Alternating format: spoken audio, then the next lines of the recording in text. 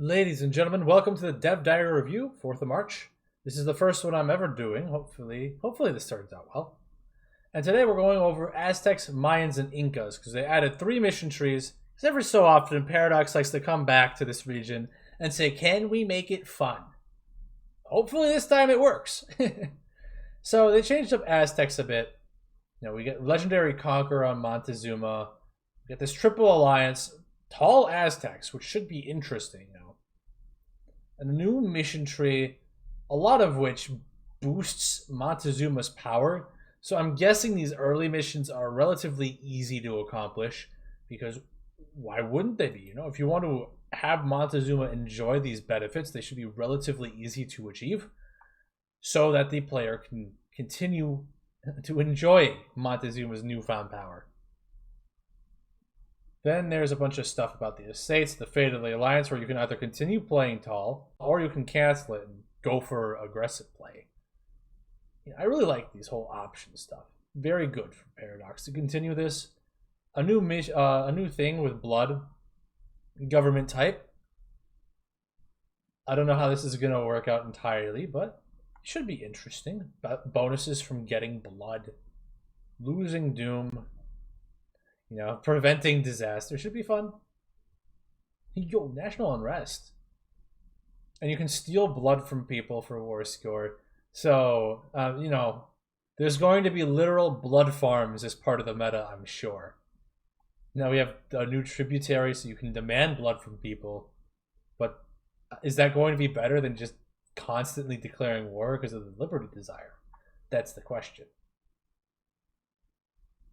And then gold mines in Mexico, get more gold out of your gold mines. Cool. I like that they're adding another little local thing, that the original started with the whole El Dorado.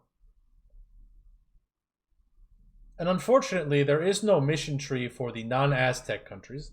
Yeah, I really hate to see it, but apparently they had better things to spend their time on. Foreshadowing is a very interesting word. The Mayans are going to be interesting. They have a mission tree that resets these 3 missions here every time you reform the religion. You can't see my cursor. But Venus, campaigning season, and reforming our society will reset every time you upgrade the religion. So that should be cool. And these initial missions help you form Maya, I think. In which case you can then go in the giant mission and get a bunch of other things. Look at all these options. That's so cool. Instead of just one thing. I love options. More jungle. I like this whole local development cost down for jungle.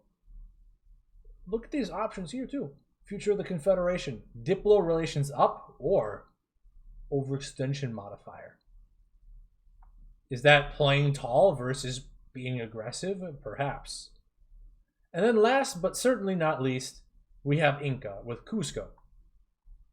Similar to how Aztecs get to increase their Montezuma, Cusco will get to increase their guy. So we already know, roughly, from the speedrunning people, including myself, that Inca can be formed relatively quickly. So I don't see any of these missions being hard, especially, killing Chimu. That's what I always aim for.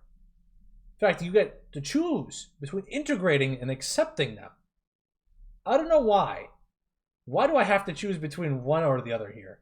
Why can I not just auto-convert all their culture?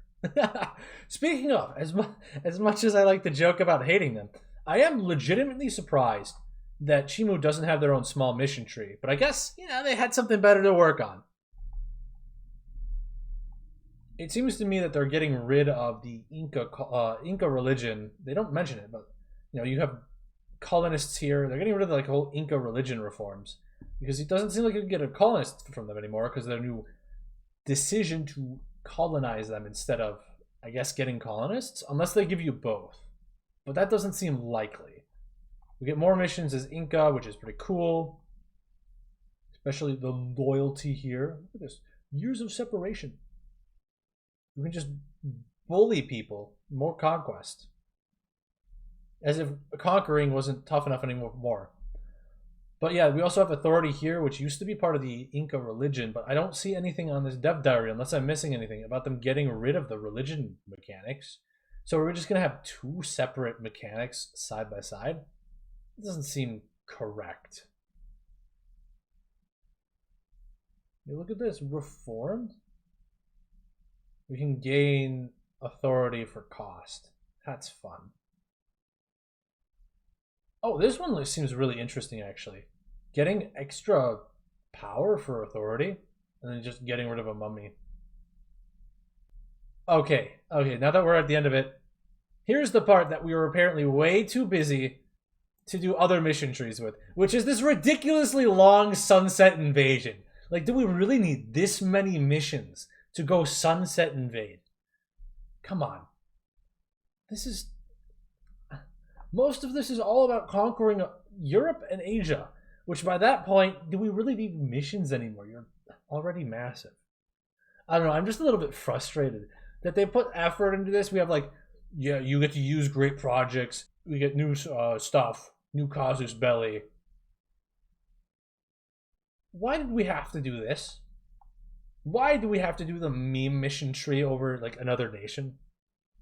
You know what? While we're on meme missions, can someone please just make a one mission for Ryukyu called Conquer the World?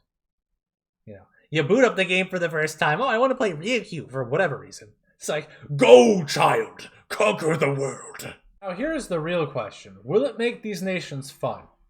I think the Aztecs and the Mayans have a really good chance. I especially really like the Aztecs. I think they might actually be a lot of fun to play. The Inca don't seem like anything has really changed in the broad sense. You already kind of just conquer Inca really quickly, so I don't think Cusco is going to be very exciting. Thanks for watching, ladies and gentlemen. I hope to see you next time, if there is a next time. Depends on how this goes.